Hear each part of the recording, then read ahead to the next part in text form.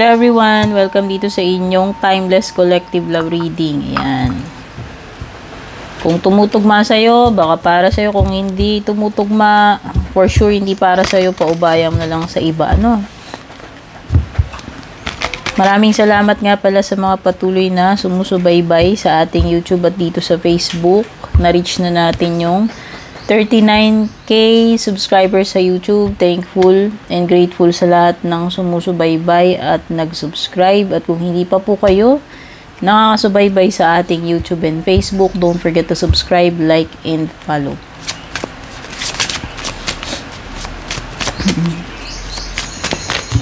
Tignan natin ano ba tong current energies ngayon magating sa iyo sa inyo ni person mo dito sa love life mo.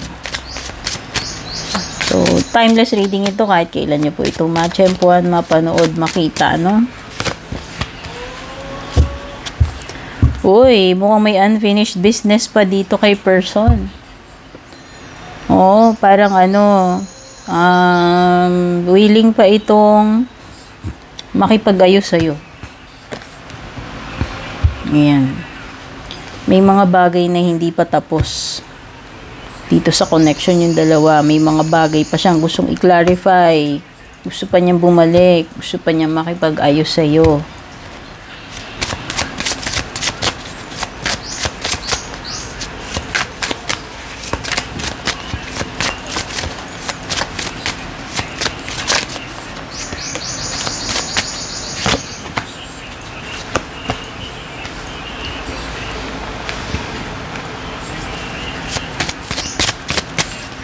Kasi parang feeling niya hindi siya, feeling niya hindi mo siya naintindihan. At gusto niyang i-clarify, may mga bagay siyang gustong i-clarify. Gusto niya magpaliwanag, gusto niyang makipag-usap uli sa iyo. Ayun yung nakikita ko dito. Okay? Gusto niya i-prove yung point niya. Gusto niya makipag-ayos, Kung pwede pang maayos yung mga bagay-bagay between you and this person.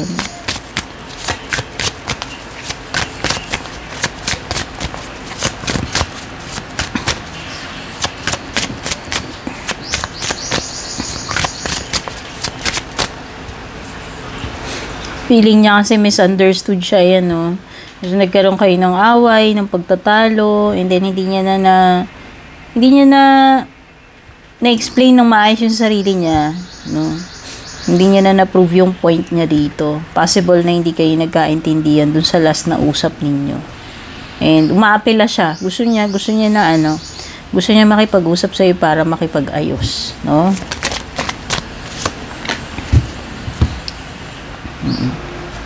Marami kayong differences na dapat isettle sa isa't isa. Ayan. You and this person have too many differences, So, pwedeng marami kayong issues between you, or ewan ko, maraming bagay na hindi kayo nagkakasundo siguro, or meron isang malala na bagay na hindi kayo na yun yung naging cause ng pag-aaway ninyo, na hindi nyo na-resolve,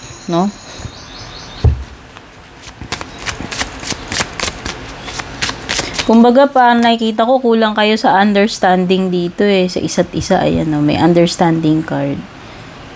Okay? Meron ditong mga kumbaga may point siya, ikaw may point din, pero parang hindi kayo nagkaroon ng equal na bigayan.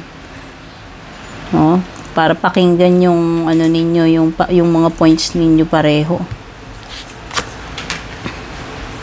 Haabulin ka nito, willing siya. Willing siya mag-effort. Willing siya gumawa ng paraan na magkaayos kayo. Kasi yun nga yung gusto niya mangyari na ma-explain niya yung sarili niya. And magkaroon ng ma-resolve pa itong connection ninyong dalawa.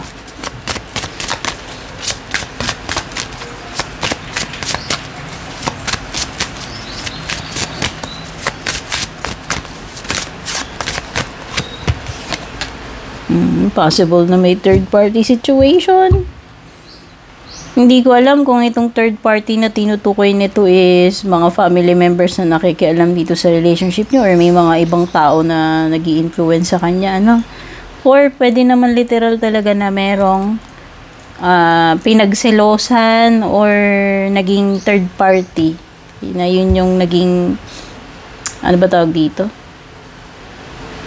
Naging dahilan nitong inyong conflict, no?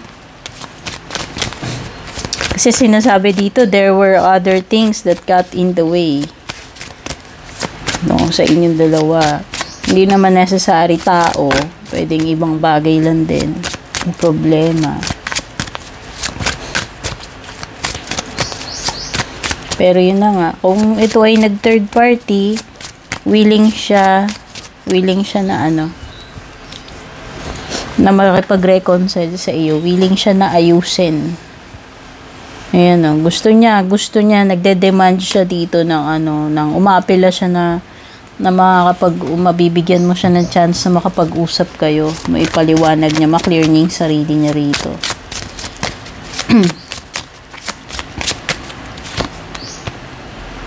Okay, so may mga responsibilities din dito. Aside from third party, may mga responsibilities. Pwedeng issue yung responsibilities. So, kung kung nagsama na kayo nito, hindi ko alam kung mag-asawa kayo, or live-in, or may anak kayo. Pero yun na nga, may mga, sabi ko nga dito, diba, lumitaw yung mga, marami kayong mga problema nitong person na to. Hindi lang pala about sa inyong dalawa. Meron ding mga binabanggit dito about pagtupad sa mga responsibilities. You know, hindi lang emotional. Take note, may mga binabanggit na financial dito. So, pwedeng money, may mga responsibilities, money issues kayong dalawa, aside doon sa third party, no? So, complicated pala itong connection ninyo.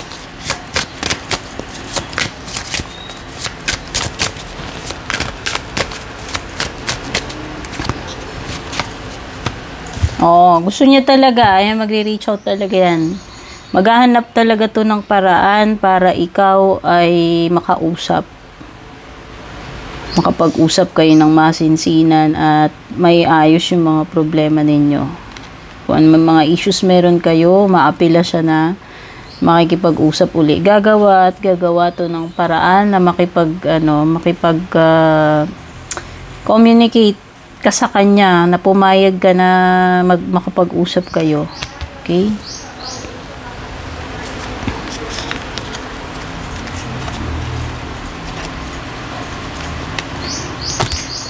Okay, ano na may mga next possible na mangyayari?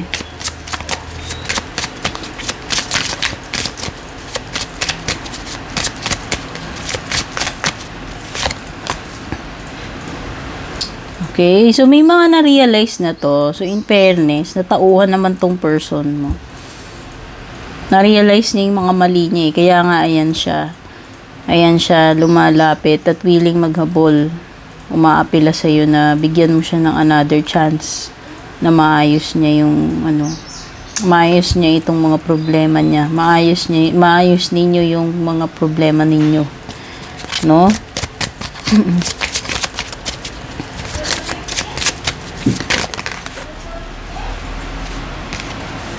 Alam niya, kasi ito, pwedeng umiska po tong person. Hindi ko alam kung tinakasan ka niya sa responsibility niya sa anak ninyo, para dun sa mga may anak. So, ito specific, hindi sa lahat. So, pwedeng iba baka na kayo nito, nagkaanak kayo, and then, pwedeng hindi niya pinanagutan because merong other person involved, which is yung third party nga. So, pwedeng tinakasan niya yung responsibility niya sa'yo nung una. Tapos ngayon, umaapila siya para bumalik sa buhay mo at ayusin yung mga pagkukulang niya, pagkakamali niya. Kasi nga, ngayon lang niya to inamin and nare-realize at gusto niyang i-prove sa'yo na gusto niyang ayusin yung problema niya at yung problema sa inyong dalawa. Okay?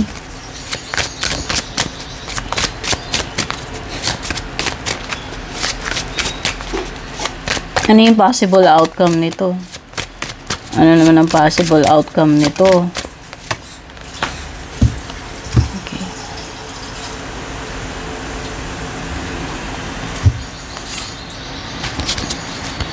So, pwedeng ikaw until now, you are still broken dahil dito sa ginawa niya. So, pwedeng iba sa inyo, hindi ninyo alam kung paano, kung i-welcome niyo pa ba tong person na to, bibigyan niyo pa ba siya ng second chance.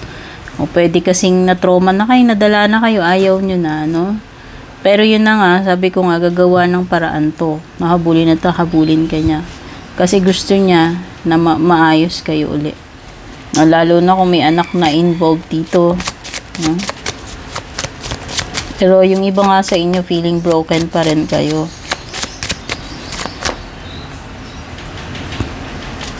Possible outcome pa.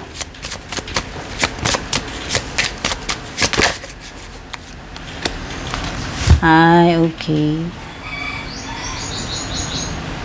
Okay, so for some of you, pwedeng kahit na masakit yung ginawa sa inyo nitong person na to, wala pa namang ibang nagre-replace nung pwesto niya sa puso ninyo. Ibig sabihin, pwedeng wala pa naman kayong nakilalang iba at hindi pa rin naman kayo nakahanap ng panibagong love, no? So, possible na you still love this person. Kaya lang nga, pwedeng nagkaroon kasi kayo ng trauma, no? Dahil din sa ginawa niya sa inyo. So, kahit naman gusto niyo siyang bigyan ng chance, kahit naman may feelings pa kayo or may love pa kayong natitira, pwedeng doubtful kayo or hesitant na rin kayo na magtiwala dito sa person na to dahil nga dyan sa ginawa niya na tumakas siya sa responsibility niya sa inyo. Kasi nga parang may anak dito involved, no? So, ang na-imagine ko, pwedeng nagkaanak kayo tapos umes ka po tong person na to at pinagpalit kayo sa isang third party. So, syempre, sino ba naman ang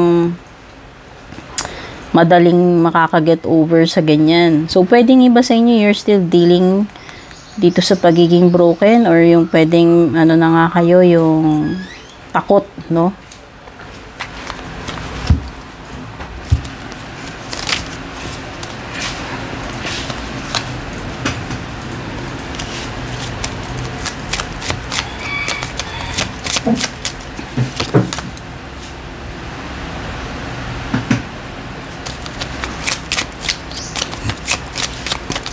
Pwedeng iba, binakuran nyo na yung sarili nyo. Oo, ayan. Takot na kasi kayo. Takot na kayong mag-risk. Ayan. Militaw dito sa cards nyo. Takot na kayong mag-risk. Takot na kayong magtiwala. Kasi nga nasaktan kayo ng sobra. At saka binakuran nyo na yung sarili nyo. Ayan, ginard nyo na eh. Okay? Mga na kayo ng bakod dyan. Kumbaga, nag-set na kayo ng boundaries or limitations. Mas maingat na kayo ngayon. Mas wise. Dahil nga, ayaw nyo na syempre ma-experience yung pinagdaanan nyo. At saka yun na nga, pwedeng hindi pa kayo totally healed. Andun pa rin kayo sa process ng healing with the Temperance card. No? So, hindi ko alam kung tatanggapin nyo itong person na to. Pero yun na nga, pwedeng nandun pa rin naman yung feelings. May love, pero may takot na. May doubt na.